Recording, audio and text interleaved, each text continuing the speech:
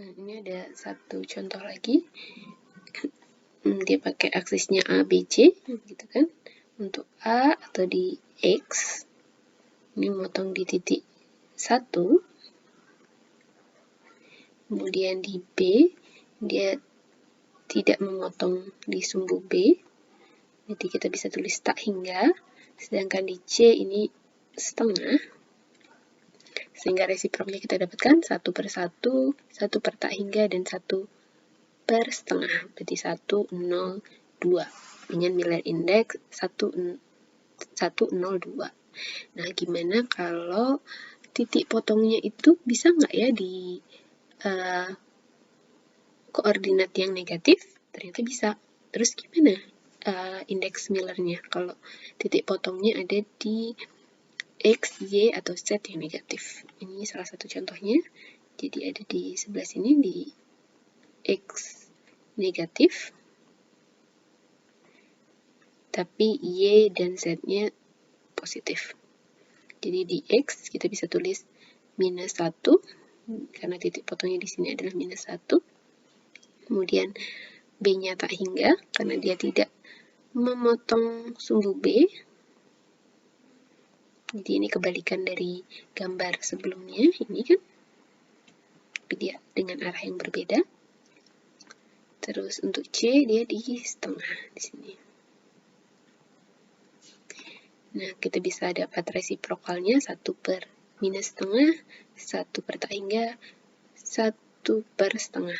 Kita dapatkan -1, 0, dan 2. Nah, perhatikan di sini. Kalau minus, kita ada semacam topi di atasnya. Bedakan dengan ini sama-sama 1, 0, 2. Ini 1, tapi satunya ada topi di atasnya, 1, 0, 2. Ini indeks Miller yang menyatakan bahwa ternyata kedua bidang itu memiliki arah kemiringan yang berbeda. Kalau gambar sebelumnya ini miringnya, kita lihat dia ke kanan gitu kan. Kalau yang ini dia miringnya ke kiri. Nah, itu contoh-contoh bagaimana kita menentukan indeks Miller. Nah, dari indeks Miller kan kita dapatkan HKL tadi kan ya. Ini kan sebenarnya adalah smallest ratio. Ini kan adalah HKL. Ini juga HKL. Nah, dari HKL hanya kalau kita punya informasi tentang HKL dan juga jarak atau sisi dari kubus, itu kita bisa tentukan jarak antara dua bidang kristal. Ini contoh soalnya, jadi carilah jarak antara bidang D untuk bidang 010 dari kristal kubus sederhana yang mempunyai kisi kubus sebesar 2 angstrom. Ya, tinggal dimasukin aja ke rumus ini. Kan A akar H kuadrat plus K kuadrat plus L kuadrat sama dengan 2. Ini tinggal masukin aja 0 kuadrat, 1 kuadrat, 0 kuadrat. Hasilnya adalah 2 angstrom. Oke, di sini kita melihat beberapa contoh indeks Miller dan bidangnya. Di sini ada 001, ada 100, dan 010. Nah, kalau kita lihat 3 ini itu adalah secara fisik mereka ekuivalen. Bisa kita lihat dari 001 bisa jadi 100, tinggal kita putar aja si kubus ini ke kanan kan.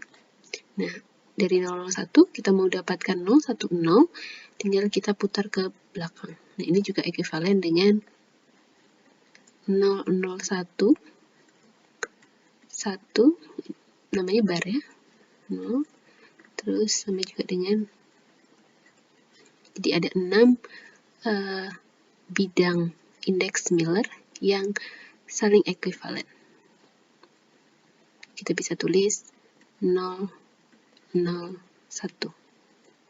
Nah, begitu juga 3 indeks Miller ini, mereka juga saling ekuivalen, tinggal diputar-putar aja si kubusnya.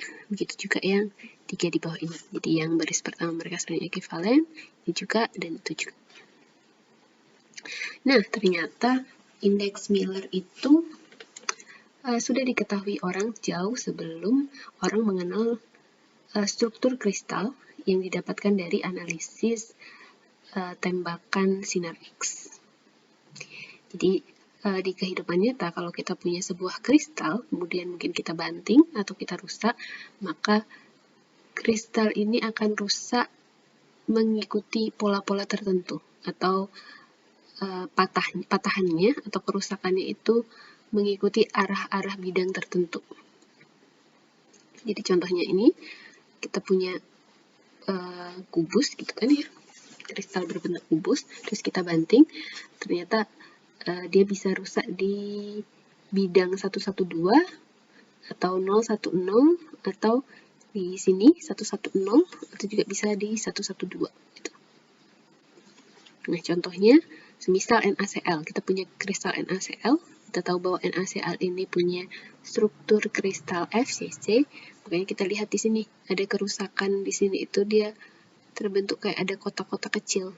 Nah ini preferensi dia rusaknya itu memang mengikuti bidang-bidang tertentu yang memang relevan dengan FCC.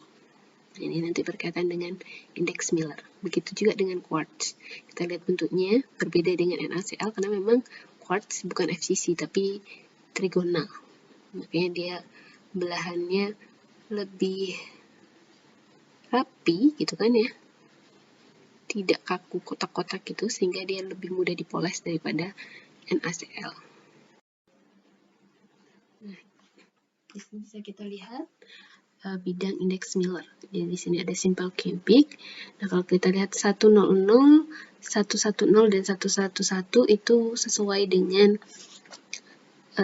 bentuk simple cubic karena kalau kita membuat bidang 100, 110 dan 11 kita lihat tidak ada atom yang terlewati. Tapi berbeda dengan BCC dan FCC. Kalau BCC dan FCC dia nggak bisa pakai bidang 100 karena kalau kita pakai bidang 100 hanya ada sisi ini dan sisi ini, maka yang tengah ini tidak akan ada bidangnya. Makanya untuk BCC dan FCC dia lebih sesuai atau lebih cocok dengan bidang 200 daripada 100. Jadi BCC dan FCC dia pakai bidang indeks Millernya 200 karena dia ada atom yang ada di tengah-tengahnya. Nah, begitu juga dengan 110, dia hanya sesuai untuk simple cubic dan BCC, tapi tidak untuk FCC. Untuk yang 222, ternyata hanya cocok untuk BCC, tapi tidak bisa dipakai untuk SCC dan FCC. Nah, itu adalah pertimbangan indeks Miller terhadap struktur kristal yang sesuai.